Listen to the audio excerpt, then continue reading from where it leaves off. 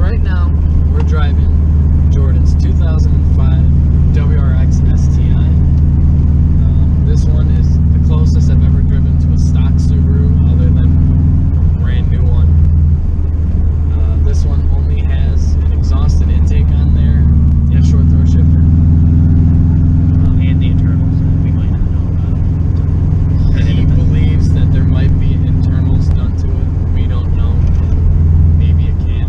Yeah, because it was built before by the previous owner, and I think it was making around like 500 wheel.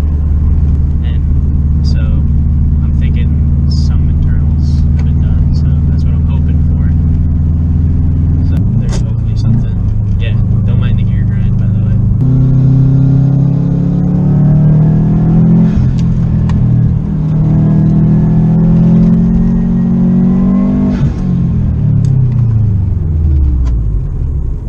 This one does have bad rear struts. You can hear the mounts clicking, and if that's what you're hearing during the video, that's what is clicking. Or my gear grinds.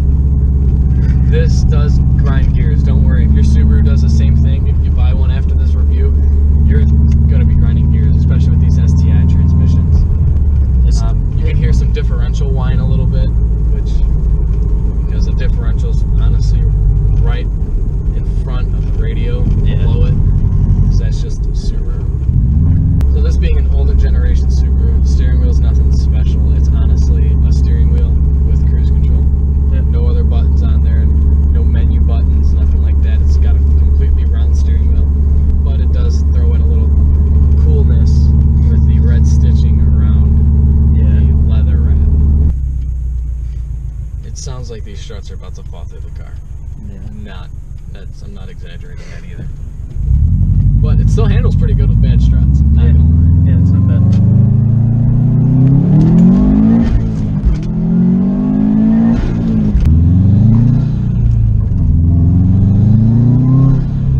The clutch in this is a little heavy, but that's what you get with a Subaru.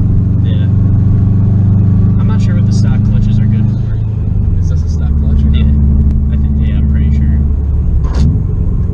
Gear grind. Yeah, I forgot about that. That's all good.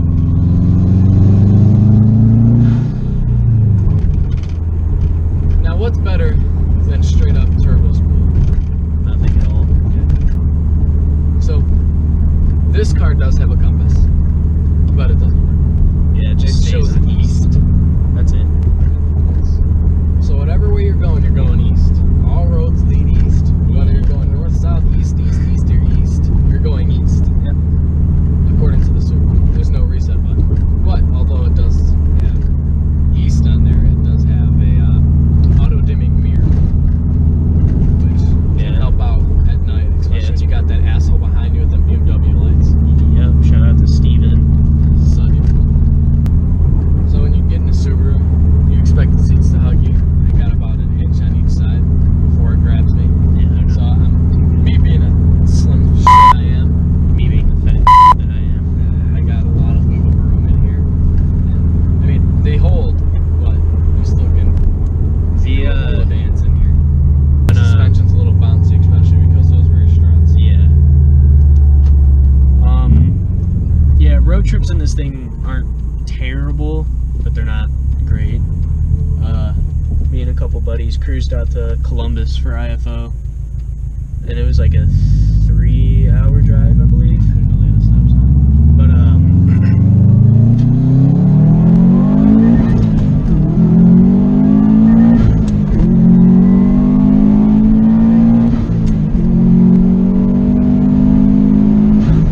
It's a 90.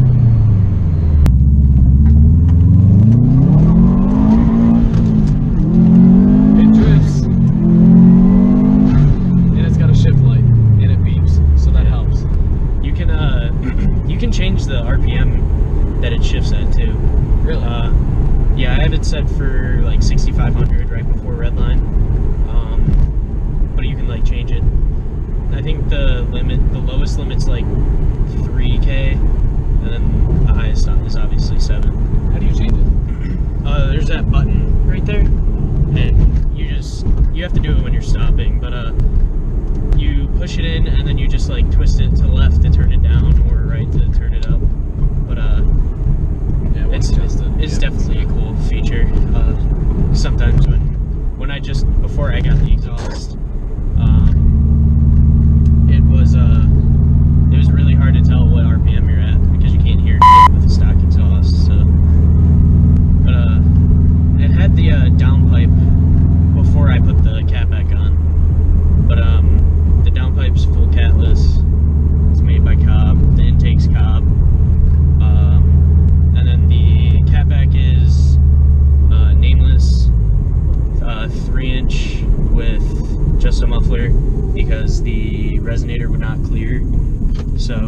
we sawed the resonator off and then put the just regular pipe and connected it to the downpipe, obviously. I don't know what it is about Subarus, but when you accelerate, you got turbo spool. It sounds like a jet. Yeah. Yeah, like my favorite part about the car now is obviously the sounds. So driving this car gives you a feeling of, I just want to go fast. Kind of hard to do in a Subaru. You need an LS to go fast in a Subaru. Yes, sir. Honda. That'd be cool. Gotta love that gear grind. That fourth gear pull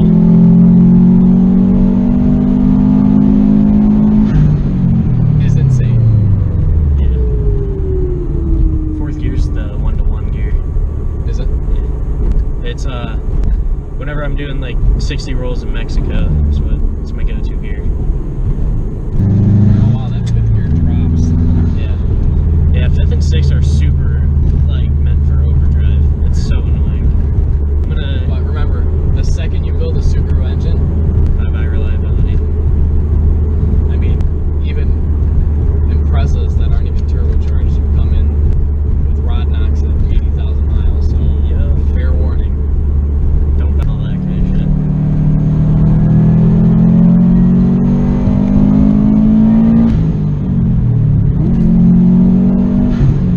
There's nothing better than getting thrown in your seat when you accelerate. Yeah. It's not bad. It's pretty quick, not gonna lie. On this setup, from what I've been told from like Pace and people like that, around 300 wheel to work.